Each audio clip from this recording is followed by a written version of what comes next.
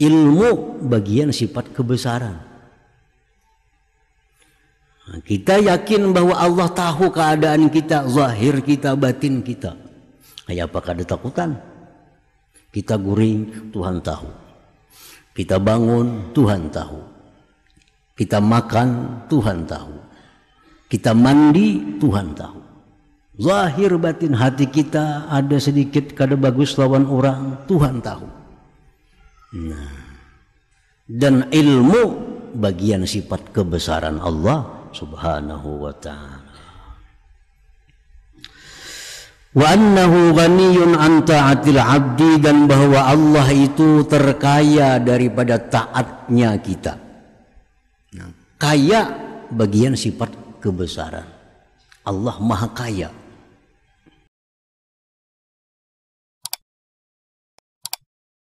Dari Asmaul Husna adalah Al-Jalil.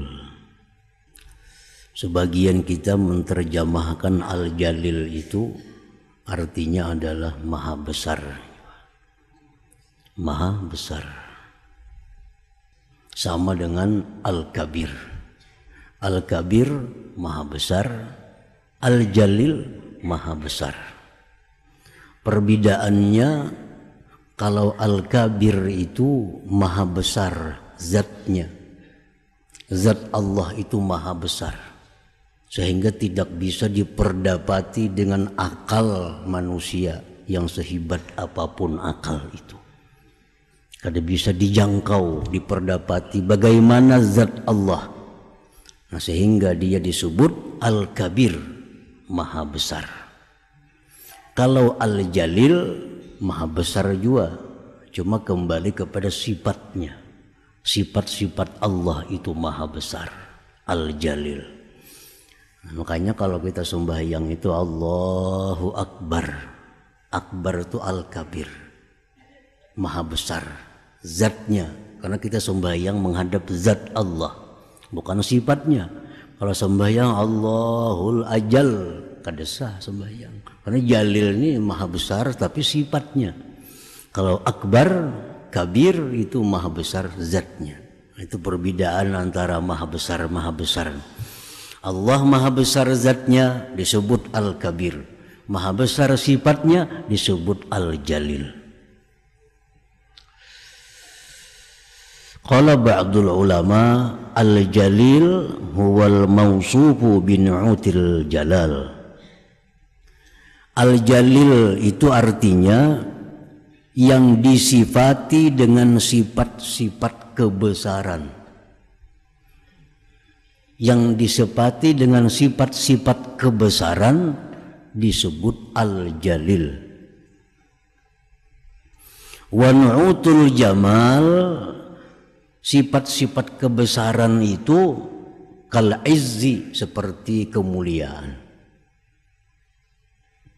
Wal mulki, kerajaan. Wat taqaddusi, kesucian. Wal ghina, kekayaan.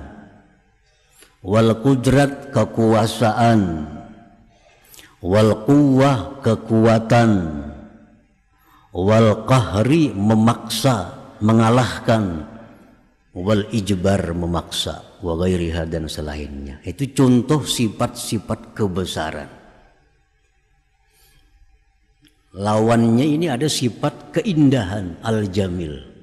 Sifat keindahan itu seperti penyayang, pemaaf, pemurah, pelindung, penyantun. Itu sifat-sifat keindahan Allah.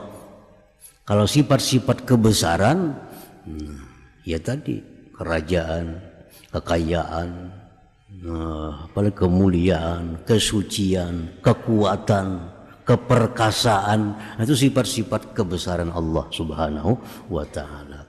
Yang bersifat dengan kebesaran namanya Al-Jalil. Bersifat dengan keelokan namanya Al-Jamil. Para muhibbin rahimakumullah. Wa min sifati jalalihi, sebagian dari sifat kebesaran Allah, i'zazu man sya wa idlalu man sya. Memuliakan orang yang dia kehendaki, menghinakan orang yang dia kehendaki. Nah, ini sifat kebesaran. Allah dengan sifat kebesaran itu bisa memuliakan si fulan, bisa menghinakan si fulan yang lain. Esok hari bisa dibalik. Yang semalam dihinakan, hari ini bisa dimuliakan Allah. Yang dulunya dimuliakan bisa dihinakan oleh Allah Subhanahu wa ta'ala. Kenapa bisa demikian? Semudah itu Allah menghinakan, memuliakan, karena dia punya sifat kebesaran itu. Yu'til mulka man sya wa yanzi'ul mulka man sya. Allah bisa memberikan kerajaan kepada orang yang dia kehendaki. Allah bisa mencabut kerajaan itu terhadap orang yang dia kehendaki. Nah, ini namanya sifat kebesaran Allah Subhanahu wa ta'ala. Orang yang hari ini diam di istana, besok di penjara. Adakah itu? Ada benar? Orang yang hari ini di penjara, besok di istana.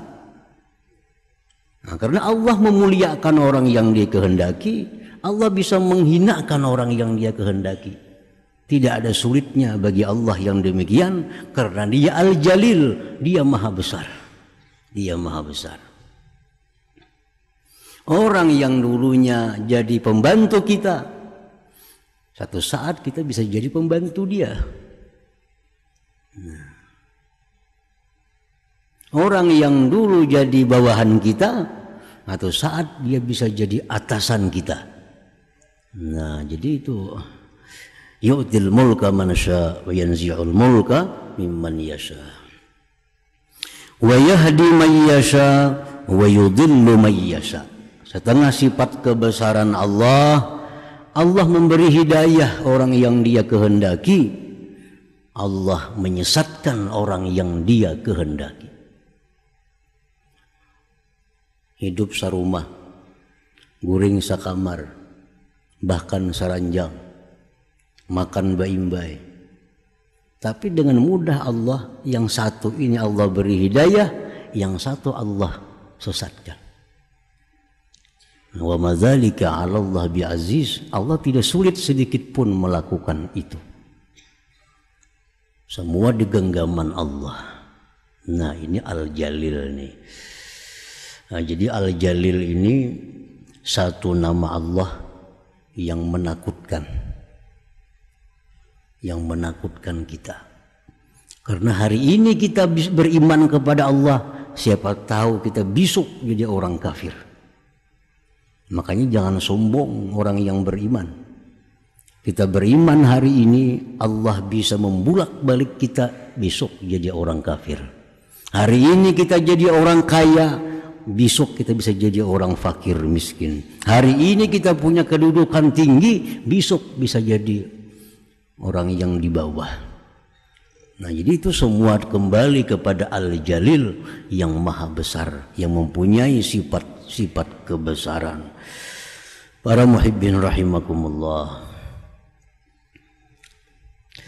Jadi al-mu'min bismillahil jalil ayyakhshallaha ta'ala. Orang yang beriman dengan nama Allah Al-Jalil, dia takut kepada Allah itu. Dia takut kepada Allah. Kalau kita berhadapan lawan orang, orangnya bisa mencabut kita dari kedudukan kita, pasti takutan kita. Hati-hati kita menghadap orang itu. Salah-salah kita bisa dicabutnya kerajaan kita. Kita anak bertamu atasan kita. Atasan kita ini satu saat bisa memindah kita kemana-mana. Bisa mencabut kedudukan kita. Kalau kita jumpa dengan atasan, takut kita. Hati-hati bicara. Hati-hati kita bertindak. Hati-hati kita duduk. Hati-hati kita memandang. Kalau sidin kecewa, kalau salah, Nah, jadi orang yang beriman bahwa Allah itu punya sifat kebesaran, dia takut kepada Allah Subhanahu wa ta'ala. Ini takut yang mulia, takut yang tinggi. Karena ada orang takut kepada Allah itu terhadap siksanya. Aku takutan lawan Allah. Allah ini bisa menyiksa, bisa membuat ke neraka. Itu takut kepada Allah baik, tapi masih di bawah dibanding kedudukan orang yang takut kepada Allah karena Allah punya sifat kebesaran itu. Nah, para muhibbin rahimakumullah, orang yang beriman, orang yang percaya bahwa nama Allah itu Al-Jalil, yang punya sifat-sifat kebesaran, ayyakhshallaha ta'ala, dia takut kepada Allah Subhanahu wa ta'ala. Li'annahu bijalalihi yu'ti man yasha wa yamna'u man yasha. Karena Allah yang maha besar itu dengan kebesarannya dia bisa memberi orang yang dia kehendaki, orang bisa mencegah orang yang dia kehendaki. Wa annahu qadirun ay yasluba ni'amahu fi sa'atin wahidah. Allah itu mampu mengambil nikmatnya sekejap mata. Nah, Allah ini mampu mengambil nikmatnya kepada kita sekejap mata. Dulu kita melihat, sekarang kada melihat. Dulu kita mendengar, jadi kada mendengar. Dulu kita bisa berpandir, sekarang jadi bisu. Allah mudah mengambil itu dari kita. Kayak apa kada takutan lawan Tuhan yang macam itu? Kayak apa kada takutan lawan zat yang bersifat demikian? Wa annahu alimun bi ahwalil abdi ma zahara wa ma batan. Dan Allah yang maha besar, yang punya sifat-sifat kebesaran itu, dia mengetahui keadaan kita yang zahir dan batin. Ilmu bagian sifat kebesaran. Nah, kita yakin bahwa Allah tahu keadaan kita, zahir kita, batin kita. Kayak apa kada takutan? Kita guring, Tuhan tahu. Kita bangun, Tuhan tahu. Kita makan, Tuhan tahu. Kita mandi, Tuhan tahu. Zahir batin hati kita ada sedikit kada bagus lawan orang, Tuhan tahu. Nah, dan ilmu bagian sifat kebesaran Allah Subhanahu wa ta'ala. Wa annahu ghaniyun an ta'atil abdi. Dan bahwa Allah itu terkaya daripada taatnya kita. Nah, kaya bagian sifat kebesaran.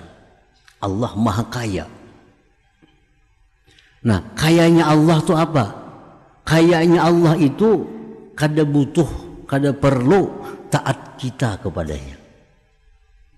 Kita taat, Allah kada tambah kaya. Kita kada taat, Allah kada akan miskin. Karena dia maha besar. Setengah dari kebesaran itu adalah maha kaya. Walau annama fil alam kafara billah mana qasa min jalalihi syai'a.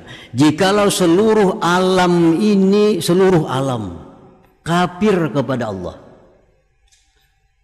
kada ada masjid, kada ada langgar, kada ada majlis ta'lim, kada ada orang sembahyang, seluruh alam ini kafir, sedikit pun kada mengurangi kebesaran Allah Subhanahu wa ta'ala. Kada berkurang kebesaran Allah. Lain lawan raja dunia. Raja dunia itu bisa tegak, bisa kokoh kalau rakyatnya patuh. Kalau rakyatnya patuh, raja dunia akan kokoh. Tapi kalau rakyat sudah kada patuh, samuan memberontak kepada raja, kada taat kepada raja, runtuh kerajaan. Kayak apa aja hebatnya seorang presiden, kalau rakyat semuaan kumpak kada patuh, runtuh kekuasaan. Kita nih kumpak semuaan kumpak, kada hendak biar listrik, bangkrut PLN itu. Coba kan ya, asal kompak semuaan, kada sepakat sama kada bayar listriknya. Kenapa? Karena si listrik PLN ini kada kaya, kada lain dengan Allah. Semuaan orang kada taat kepada Allah, Allah kada terganggu, kada mengurangi kebesaran Allah Subhanahu wa Ta'ala.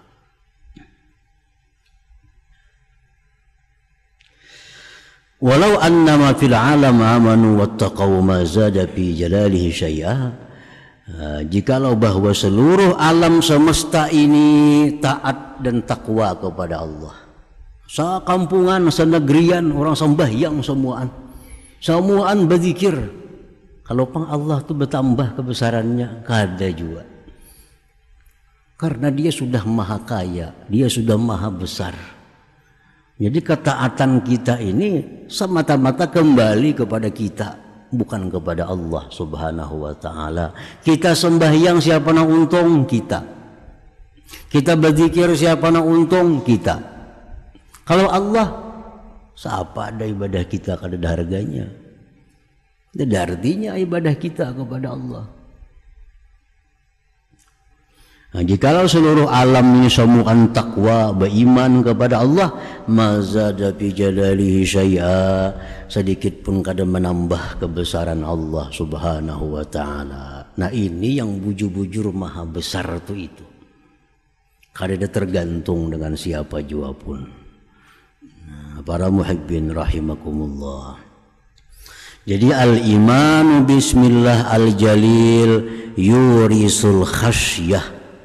Beriman dengan nama Allah Al-Jalil itu membuahkan takut kita kepada Allah Subhanahu wa Ta'ala. Kalau kita ingat Allah itu hanya punya sifat kebesaran, hidup dalam dunia ini kita kada ada lapang, kada ada nyaman. Kalau Allah hanya punya sifat kebesaran, kita ingat Allah itu maha menyiksa. Kita ingat bahwa Allah itu maha ini, hidup kita susah. Makanya di sisi lain Allah ada punya sifat keindahan, keelukan al-jamil, supaya hati kita nyaman. Bila waktu kita ingat kepada nama Allah al-jalil, takutan kita, sarabaan takutan. Ingat bahwa Allah tuh punya sifat-sifat al-jamil, hati kita nyaman. Allah tuh pemaaf, Allah tuh penyayang, Allah itu pelindung, hati kita nyaman. Jadi hati kita ini antara dua lawan Allah Ta'ala. Kadang-kadang takut karena mengingat sifatnya, namanya al-jalil. Nah, kadang-kadang kita kepada Allah ini cinta, mengharap kepada Allah karena Allah punya sifat-sifat keelokan, keindahan. Nah, para muhibbin rahimakumullah. Qala ta'ala, firman Allah Ta'ala, fa innahu ahaqqu an takhshawhu in kuntum mu'minin. Fa innahu ahaqqu an takhshawhu in kuntum mu'minin. Allah itu berhak engkau takuti daripada yang lainnya jikalau kalian beriman. Jikalau kalian beriman, ujar Tuhan, Allah itu yang paling berhak ditakuti, bukan selain Allah. Kadang-kadang kita banyak nang ditakuti, kadang-kadang kita kebanyakan nang ditakuti, bahkan kadang-kadang melebihi takut kepada Allah Subhanahu wa Ta'ala. Padahal Allah mengatakan, berfirman, Allah itulah yang paling berhak untuk ditakuti. Bila Allah menyuruh, kada perlu takutan kepada siapapun dalam menjalankan suruh Allah. Bila Allah melarang, takut kepada Allah. Siapapun yang lain menyuruh, siapapun yang lain mendorong. Kalau jar Tuhan jangan, itu Allah yang penting ditakuti. Karena memang Allah yang sebenarnya yang berhak untuk ditakuti itu. Nah, para muhibbin rahimakumullah. Jadi kita percaya kepada Al-Jalil, bahwa Allah memiliki segala sifat kebesaran-kebesaran tadi, menimbulkan hati kita takut kepada Allah Subhanahu wa Ta'ala. Nah, takut ini akhlak orang beriman. akhlak orang yang beriman kepada nama Allah Al-Jalil, dia takut kepada Allah. Dan macam apa orang yang takut kepada Allah itu? Karena semuanya mengakui takutan lawan Tuhan. Takuni aja. Takuni si A, kan takutan lawan Tuhan. Oh, siapa wani lawan Tuhan? Semuaan mengaku takutan lawan Tuhan. Cuma sebujurannya orang takutan lawan Allah itu macam apa? Nah, apakah hanya diucapkan aku takut kepada Allah? Nah, wa min simaril khasyah, dan sebagian daripada hasil ketakutan kita kepada Allah Al-Jalil, ikhlasul amal lillah. Ini kita kenapa beribadah nih ikhlas? Karena kita takut kepada Allah. Allah tahu isi hati kita. Kita ini sembahyang, kita baca Quran. Karena apa? Tuhan tahu. Nah, jadi mesti ikhlas. Nah, kalau kita takut kepada Allah, salah satu buah takut itu, salah satu bukti kita takut kepada Allah, ikhlas dalam beribadah, dalam beramal kepada Allah Subhanahu wa ta'ala. Ikhlas. Nah, apa arti ikhlas itu? Nah, para ulama mengatakan ikhlas itu ada 3 turunan, ada 3 tingkatan. Bila kita masuk di salah satu itu, sudah masuk ikhlas. Pertama, ikhlas itu yuti Allah, dia taat kepada Allah. Sembahyang, taat kepada Allah. Baca Quran, taat kepada Allah. Dia baca Quran itu, dia taat itu limtisali amrih, karena menjunjung perintah Allah, ma'atalabil huzuzid dunyawiyyati wal ukhrawiyyah. Dia taat kepada Allah karena menjunjung perintah Allah dan menghendaki kesenangan dunia dan akhirat. Nah, ini ikhlas yang pertama. Aku sembahyang nih, kenapa? Maka sembahyang Allah nyuruh sembahyang. Kumu aqimis shalah, dirikan sembahyang. Disuruh Allah aku sembahyang.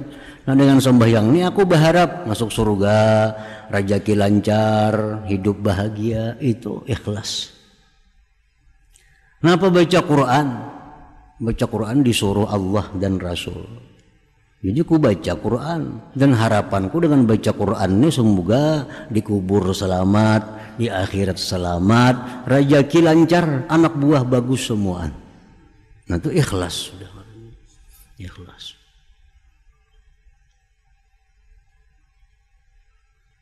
Yang kedua, ikhlas juga nih. Ayuti Allah limtisali amrih ma'a talabil huzuzil ukhrawiyah. Dia taat kepada Allah, menjunjung perintah Allah, dan hanya mengharapkan bagian-bagian ukhrawi. Aku baca Quran, menjunjung perintah Allah, mudahan aku masuk surga. Titik dari situ. Aku baca Quran, baca surat Tabarak, Al-Muluk, mudahan aku dikubur selamat. Dunia kada ada pandangan, dunia kada ada tujuan, yang pentingnya akhiratnya. Aku bersedekah, menjunjung perintah Allah, mudahan kena aku mati ke surga. Nah, ini ikhlas yang nomor 2. Tertinggi yang pertama tadi.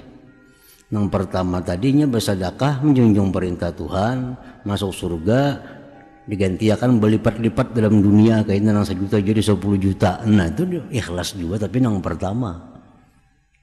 Yang kedua, nya kada ada memandang dunia, nya bersedekah semata-mata menjunjung perintah Allah dan mudahan mati husnul khatimah. Nah, contohnya itu ikhlas yang tertinggi pada tadi. Taganal pahalanya artinya. Nah, yang ketiga, ikhlas lintisali amrillah ma'atalabi ridhah. Dia menjunjung perintah Allah, mengharapkan ridha Allah Subhanahu wa ta'ala. Ini kada tahu surga, kada tahu neraka, kada tahu dunia. Aku sembahyang menjunjung perintah Allah, mudahan diridai Allah. Nah, ini harap lagi ini. Ini paling tinggi sudah ikhlasnya di sini antara tiga nih. Jadi antara tiga ini ikhlas yang paling tinggi ini. Kenapa kamu bersedekah? Allah nyuruh supaya apa? Supaya diridainya. Nah habis. Nah ikhlas itu bisa kita dapat kalau kita takut kepada Allah Subhanahu wa ta'ala. Nah kenapa takut kepada Allah? Karena Allah punya sifat-sifat kebesaran yang bisa berbuat apapun kepada kita dan mengetahui apa geritik yang ada dalam hati kita ini. Nah, para muhibbin rahimakumullah. Dan lagi buah daripada takut kepada Allah, wasiyanatun nafsi anil ma'siyah, menjaga diri dari maksiat. Orang takut kepada Allah kada bakal maksiat. Kenapa orang wani maksiat? Kenapa orang berani maksiat? Karena dia kada takut lawan Allah. Kalau takut kepada Allah kada bakal wani maksiat. Kenapa wani melakukan dosa? Kenapa berani berzina? Kenapa berani riba? Kenapa berani menipu? Kenapa berani mencuri? Karena kada takut lawan Allah, itu alasannya. Tidak alasan lain. Kenapa itu maksiat? Kada kawai ngaran takdir dustainya. Intinya kada takutan lawan Allah. Jakanya takutan lawan Tuhan kada bakal maksiat. Kada bakal maksiat. Jadi takut kepada Allah ini sianah menjaga diri daripada maksiat kepada Allah Subhanahu wa ta'ala. Para muhibbin rahimakumullah. Rasulullah sallallahu alaihi wasallam bersabda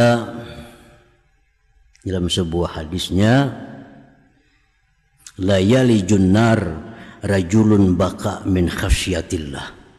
Tidak masuk neraka orang yang menangis, menitiskan air mata karena takut kepada Allah. Nah, kita ini takutan kepada Allah. Kenapa takutan? Banyak benar berbuat dosa. Selama ini banyak benar kita meninggalkan suruh Allah. Selama ini kita banyak melanggar apa yang dilarang oleh Allah. Lalu astaghfirullahalazim, minta ampun kepada Allah. Banyak dosa hamba, banyak nikmat yang kau berikan tapi hamba balas dengan maksiat. Nah sesali, lalu keluar banyu mata. Nah ini tangis khasyah, tangis takut kepada Allah. Setitis air mata itu bisa memadamkan neraka jahanam. Ini air mata yang paling mahal harganya. Kalau sampai kita menangis karena takut kepada Allah Subhanahu wa ta'ala. Jadi tangisan ini luar biasa. Asal tangisnya karena takut kepada Allah. Banyak melanggar hukum Allah. Maka Allah melihat, di hadapan engkau ya Allah hamba melakukan maksiat ini. Di hadapan engkau ya Allah hamba melakukan mencuri ini. Di hadapan engkau ya Allah hamba melakukan perzinahan ini. Nah, sesali akhirnya keluar banyu mata kita. Nah ini banyu mata yang luar biasa harganya di sisi Allah Subhanahu wa ta'ala. Tangisan seperti ini, tangisan yang diajarkan Rasulullah sallallahu alaihi wasallam. Para muhibbin rahimakumullah. Para ulama mengatakan ada 10 macam tangisan. Kada mesti baik ke 10-nya. Tangisan ini ada 10 macam tangis. Pertama ujar ulama, bukaul khasyah wal khawf. Tangis takut kepada Allah. Nah, tangis takut kepada Allah. Ingat dosa, ingat salah, ingat baiknya Tuhan lawan seorang. Ingatnya baiknya Tuhan lawan seorang dibalas maksiat. Lah tangis kita. Nah ini bukaul khasyah, tangisan takut kepada Allah. Ini tangis yang paling mulia, tangis yang paling mahal. Yang kedua bukaur rahmah, ada tangisan kasih sayang, tangisan kasih. Rasulullah SAW waktu menggendong putra beliau Ibrahim, ada anak Nabi laki-laki Ibrahim dari perempuan Mariatul Qibtiyah. Ibrahim ini masih bayi, sakit dalam sakaratul maut. Ibrahim ini Nah, behinak nyelapah. Nabi kita ma'asuh, Nabi kita menangis. Menangis Nabi kita. Ditanya sahabat, tangis apa itu wahai Rasulullah? Ya Nabi, ini tangisan rahmah, tangisan kasihan lawan kakanakan ini nama lihat inya lapah behinak waktu sakaratul maut. Tangisan rahmah, tangisan sayang, tangisan kasih, maras. Tangisan ini tangisan berpahala juga nih. Kita melihat orang garing, kita melihat orang susah, karena kita sayang, kasihan, menangis kita. Nah ini tangisan rahmah, tangisan yang mendatangkan pahala kepada kita. Yang ketiga, ujar ulama mengatakan ada tangisan itu bukaul mahabbah wasyauq, tangisan cinta dan rindu. Orang ada sayang lawan siapakah disayanginya, baik anak baik siapa, rindu lawas kada berjumpa lawannya, keingatan, menangis akhirnya. Nah, tergantung siapa yang dicintainya, tergantung siapa yang dirindukannya. Kalau kita rindu kepada Rasulullah Sallallahu Alaihi Wasallam, kita baca puji-pujian kepada Nabi, kita baca sifat-sifat mulia Nabi, akhirnya kita rindu dengan Rasulullah, kita menangis. Ngarannya bukaul mahabbah wasyauq, tangisan cinta dan rindu. Ini berpahala juga, tergantung yang dirindui siapa. Kalau kita rindu kepada Rasulullah, rindu kepada orang-orang salih, nah, akhirnya kita menangis karena kerinduan itu. Ini rindu, tangis yang mendatangkan pahala. Yang keempat, bukaul farah wassurur, ada tangisan gembira. Tangisan gembira, saking gembiranya tangis. Adakah ada orang nangis gembira? Yang kita lihat tuh, orang memenangkan perlombaan mati-matian, akhirnya menangisnya kesukaan. Artinya orang mendapat medali emas, lomba lari, lomba bulu tangkis, begitu menang, baembung, menangis, isak-isak, tangis. Nah, itu kesakitan kan ada, kesukaan menang itu. Ini kan ada pahalanya tangisan ini. Itu tangisnya kesukaan itu. Tapi kalau inya berhasil mencapai sesuatu target, misalnya dia menghafal Quran, hari ini menghafal Quran, hafal surah, hafal. Nah, lalu dia gembira, dia senang dengan hafal sedemikian dari Al-Quran, akhirnya dia menangis karena kegembiraan itu, berpahala tangisannya. Karena yang digembirakannya adalah ketaatan kepada Allah Subhanahu wa ta'ala. Yang kelima, buka urudil mu'lim. Yang kelima ada juga tangisan, tangisan kesakitan. Mau ada orang kesakitan tertangis? Mau benar? Tejak paku tertangis kesakitan. Nah, ini kan jadi pahala tangisannya. Ada mendatangkan apa-apa. Bukaul mu'lim, tangis karena sesuatu ada yang menyakitkan. Yang keenam, bukaul huzun ala mafat, menangis karena duka cita atas kehilangan sesuatu. Kematian, kehilangan harta, kehilangan dompet, menangis. Semua duit di situ andaknya, tertangis kehilangan benda. Nah itu bisa terjadi. Banyak orang kehilangan tuh menangis. Nah ini tangisan gak ada manfaatnya, tangisan gak ada mendatangkan pahala. Yang ketujuh ada namanya buka udda'afi, tangis kelemahan. Tangis kelemahan. Inya berjuang sedemikian rupa akhirnya kalah, tertangis inya. Mau kada itu orang menangis kekalahan? Sudah berlatih, bekerja keras, akhirnya kalah juga, tertangis. Orang 4 pilkada mungkin biasa menangis sementara saya kalah. Duit keluar, tenaga buntang-banting habis, akhirnya kalah, tertangis. Tangis napan itu? Tangis kelemahan.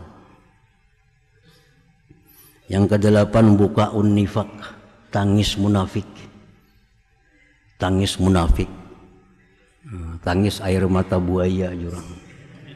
kisahnya menangis tapi hati suka. Bukaun nifaq. Yang ke 9 bukaul mustajir, tangisan mengambil upah. Ini menangis itu mengambil upah. Ada kata nangis orang mengambil upah? Orang-orang pemain sandiwara, pemain film, diupahinya nangis, jasa saudara menangisnya karena diupah. Itu tangisan upah. Yang ke-10 bukaul muwafaqah, tangis umpatan. Kawan diga nangis, umpat juga nangis kita. Tangis muwafaqah.